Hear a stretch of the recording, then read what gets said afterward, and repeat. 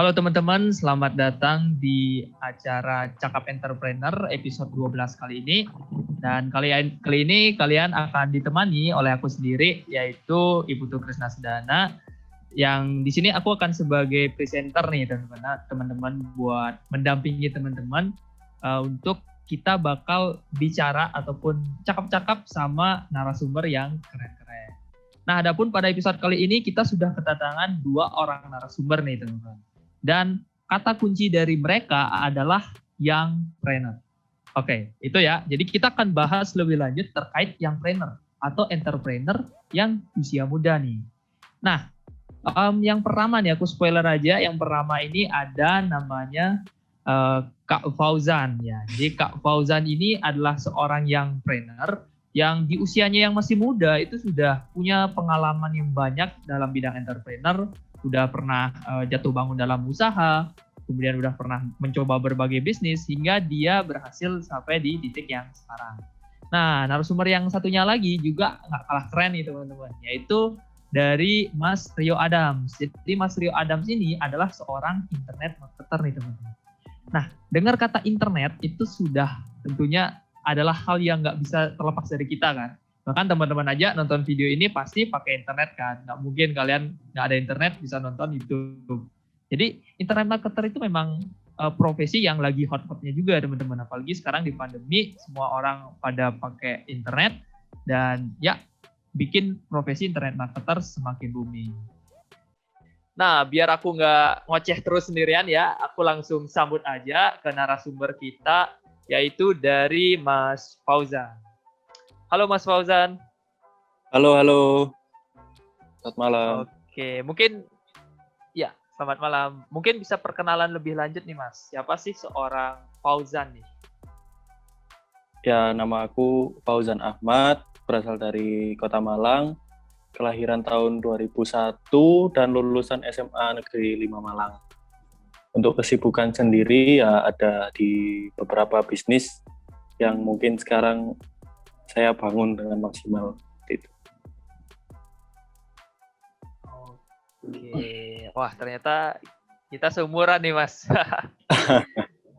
Oke, jadi membangun fokusnya bisa dibilang fokusnya lagi berbisnis ya Mas? Iya, benar banget. Oke. Nah gini Mas, jadi selama mungkin kurang lebih selama 20 menit ke depan, ini kita sama teman-teman juga nih, kita bakal sharing-sharing nih. Bakal ya kepo-kepo lebih lanjut dari seorang Mas Fauzan. Monggo. Nah, aku mulai nih Mas ya. Dari yang pertama nih.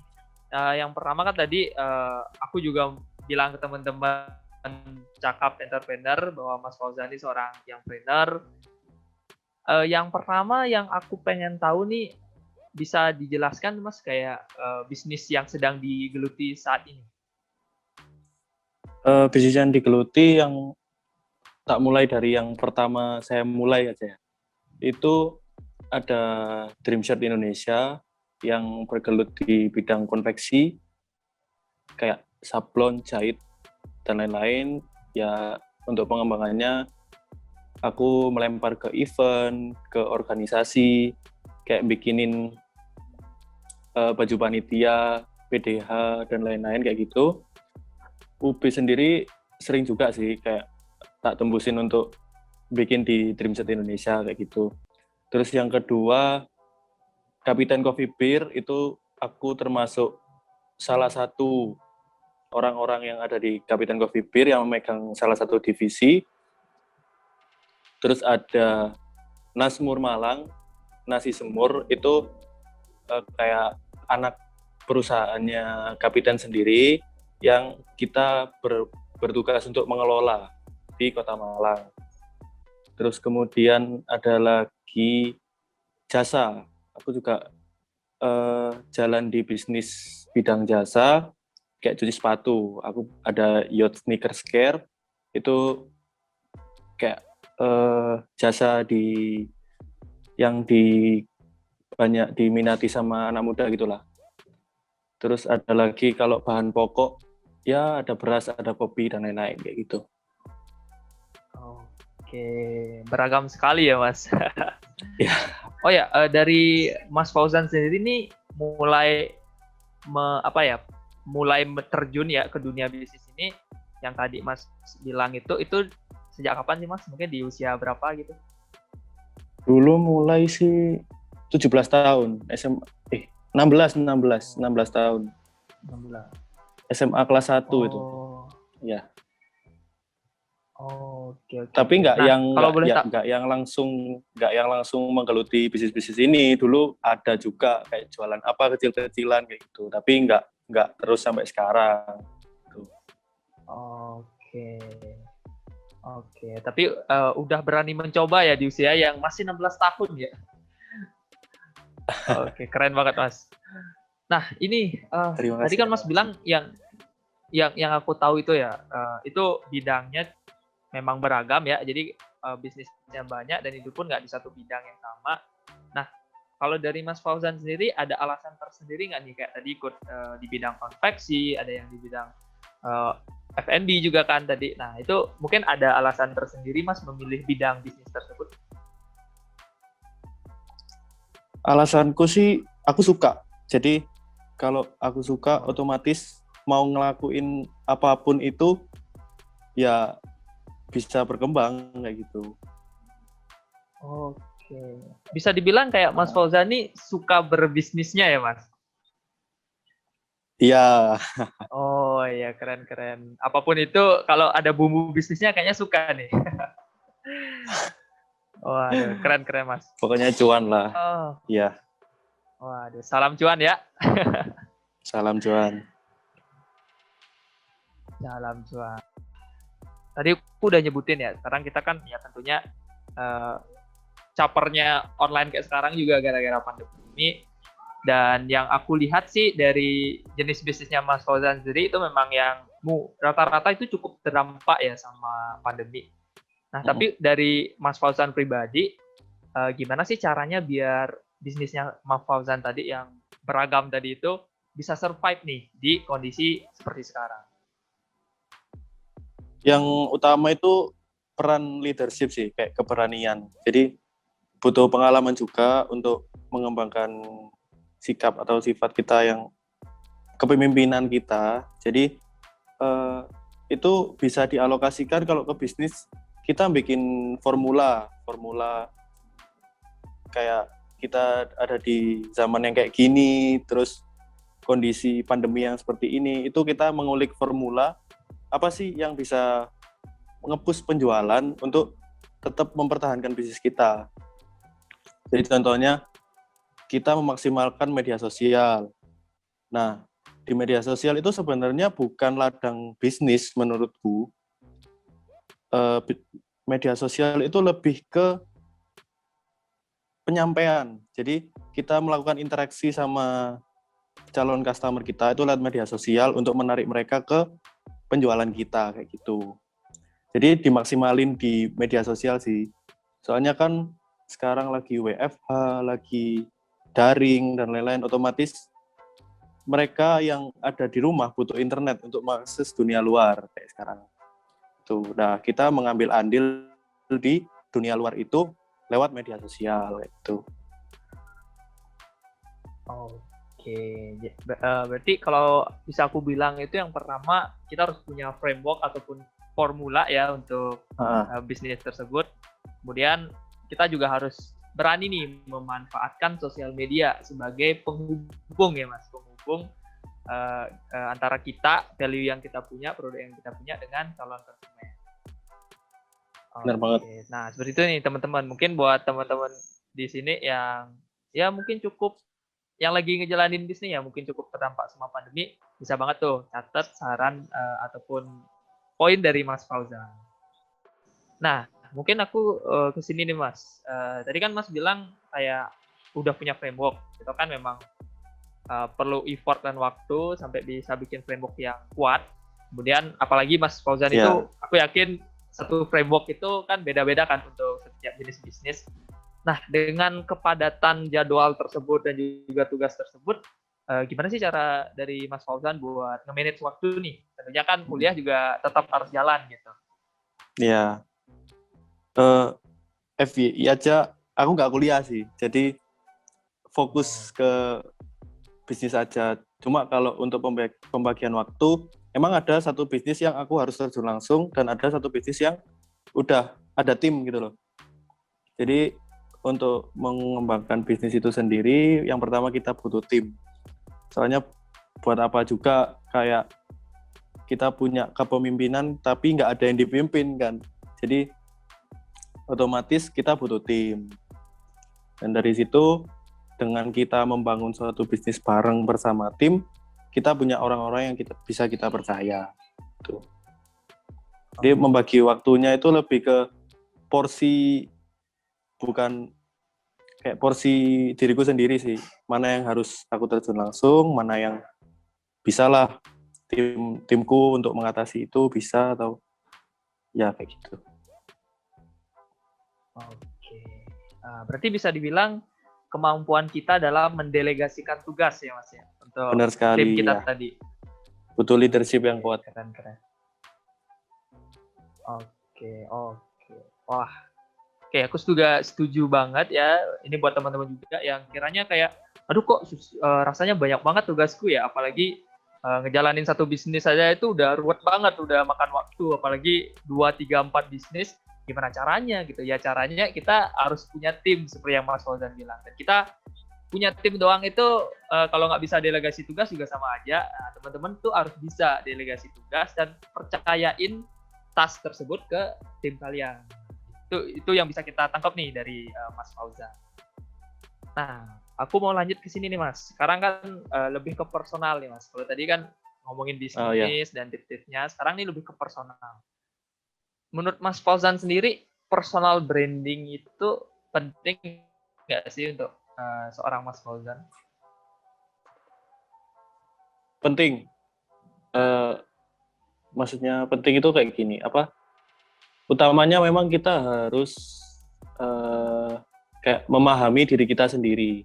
Jadi seberapa sih porsiku, seberapa sih networkku, atau seberapa besar sih produkku, brandku, itu kita harus menyadari itu terlebih dahulu. Jadi memang kualitas diri itu penting buat dibangun, biar orang-orang di sekitar kita, lingkungan kita itu ikut support gitu loh.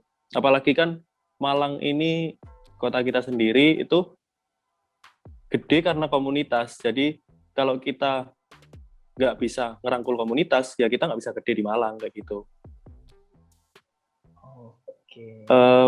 Agar dengan adanya kita merangkul komunitas itu, orang Malang ini tahu keberadaan kita gitu loh. Brand awareness-nya dapat kayak gitu. Oke. Kayak saya bicara di sini butuh speak up kan, itu termasuk personal branding menurutku. Oke. Berarti yang aku tangkap ini poin pertamanya itu personal branding memang penting buat teman-teman, buat kita semua. Dan mungkin dari Mas Fauzan sendiri secara nggak langsung tadi bilang cara buat personal branding itu lewat dengan kita join komunitas sama berani speak up seperti sekarang ya Mas. Benar. Oke. Nah itu ya teman-teman. Jadi buat yang masih bingung personal branding itu penting nggak sih? Ya penting banget. Mungkin sekarang kalian belum merasakan kali ya, karena emang lagi di comfort zone atau memang belum terjun ke lapangan langsung. Tapi dari Mas Fauzan sendiri yang udah bergelut nih di dunia bisnis di berbagai bidang dengan segudang pengalamannya, itu bilang bahwa personal branding itu penting teman-teman. Jadi buat teman-teman yang sekarang masih ada mayem ya, masih belum berani speak up, mulai sedikit demi sedikit ya personal branding, mulai speak up, mungkin latihan ngomong sendiri dulu kali ya Mas di depan cermin gitu biar nanti bisa berani ngomong depan orang. Ya, harus banyak-banyak ketemu orang baru sih. Oke, tadi aku udah nyebut ini Mas, yang trainer ya. Di awal aku udah nge-bold banget tuh kata-katanya yang trainer. Karena memang itu topik yang lagi bisa dibilang lagi booming gitu Mas di era sekarang ya. Di mana orang-orang tuh wah mulai tertarik nih sama bisnis, keren gitu kan. Founder of apa gitu. Apalagi di Instagramnya tuh bisa nyentumin founder of at apa gitu. Wah keren banget rasanya gitu. Nah, bisa aku bilang yang trainer itu salah satu fenomena nih Mas yang memang lagi terjadi sekarang. Nah, menurut Mas Fauzan sendiri, pendapat Mas Fauzan terkait fenomena tersebut itu seperti apa? Menurutku keren sih. Maksudnya keren itu dalam artian anak-anak muda yang udah berani, maksudnya udah ngelakuin pergerakan, udah keluar dari comfort zone mereka, itu keren banget. Soalnya mereka udah berani mengambil resiko di awal, sedangkan teman-temannya yang lain itu masih di zona nyamannya, masih bergelut di sini, di sana. Maksudnya nggak ada progres yang berarti untuk masa depan gitu loh. Maksudnya kalau emang kuliah ya kuliah. Maksudnya fokus kuliah ya digeluti kuliahnya, fokus bisnis ya digeluti bisnisnya. Biar ada yang settle minimal di hidup mereka gitu loh. Jadi youngpreneur ini keren karena mereka udah di saat nanti teman-teman mereka masih merintis, youngpreneur ini udah fokus ngembangin bisnis kayak gitu. Menang start lah hitungannya. Oke, menang start ya, oke.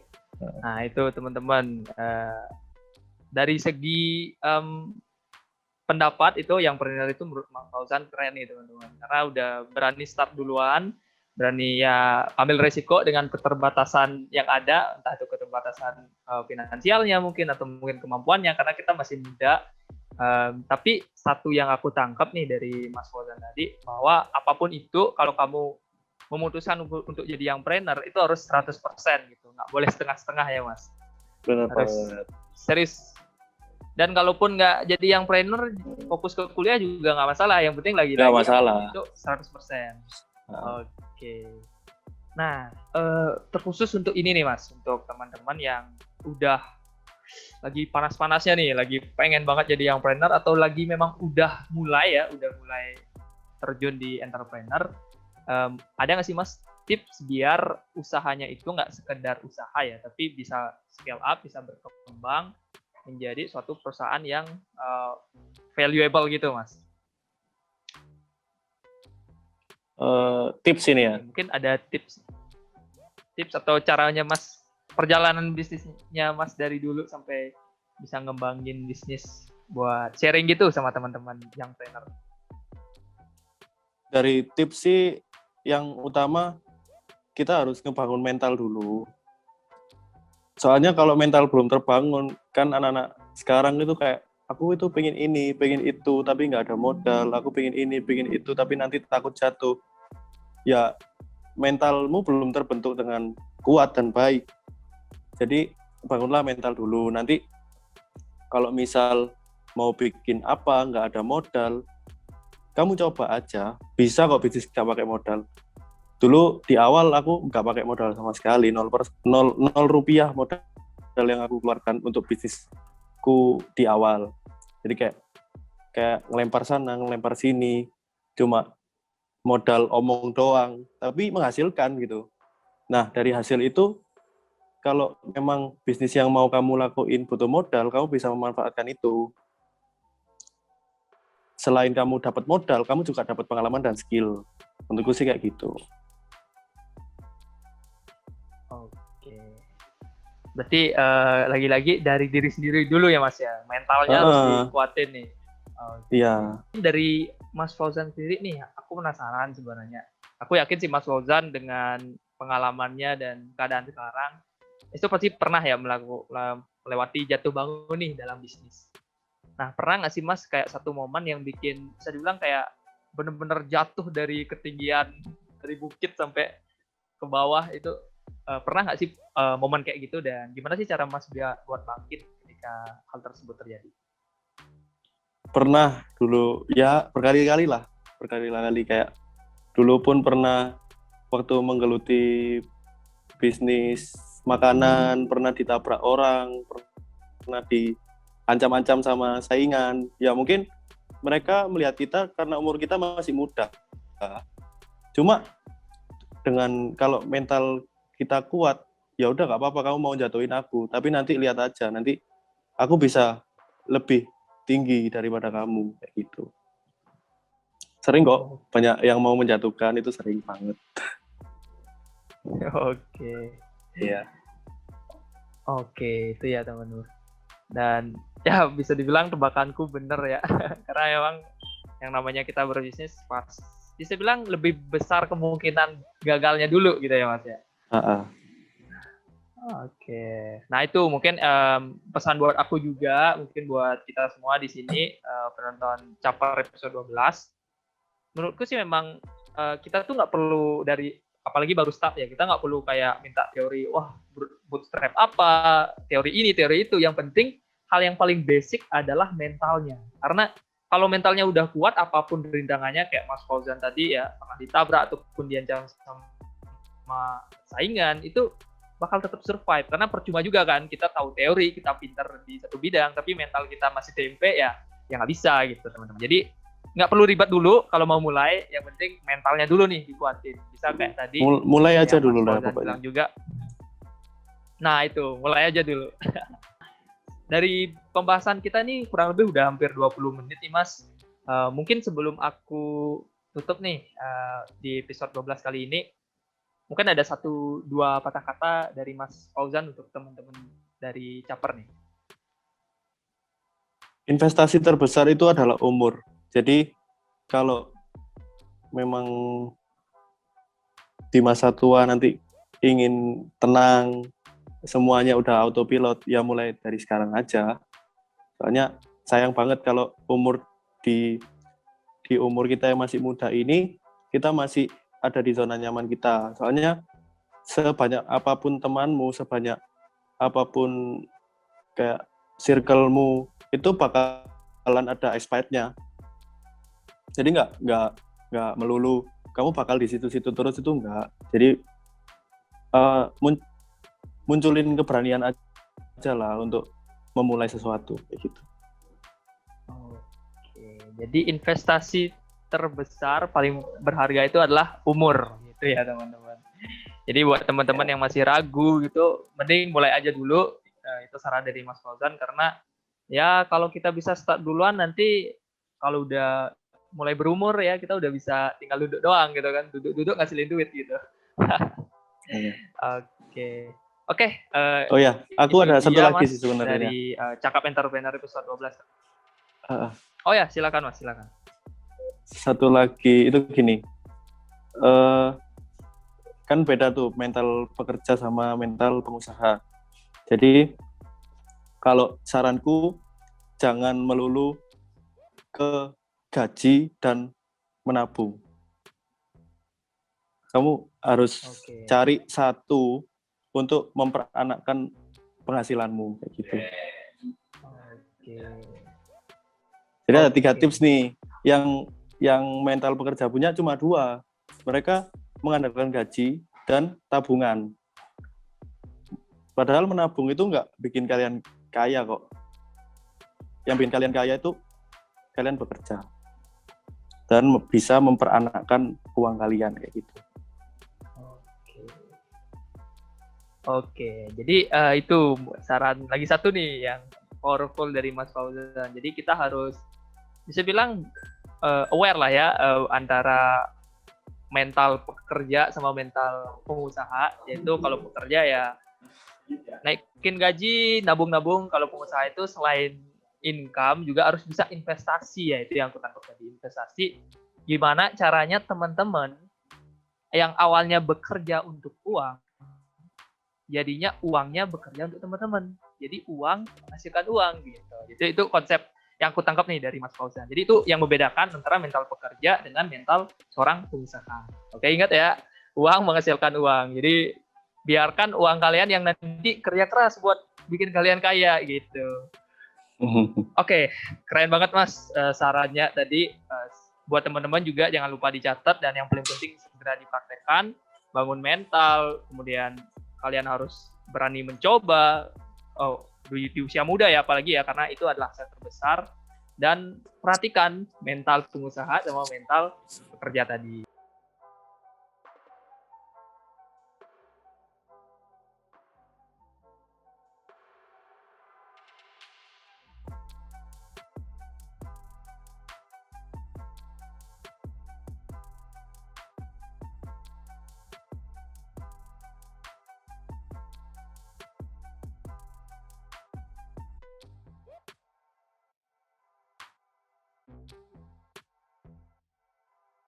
kita harus belajar ngebenerin mindset tentang sebuah entrepreneur tuh.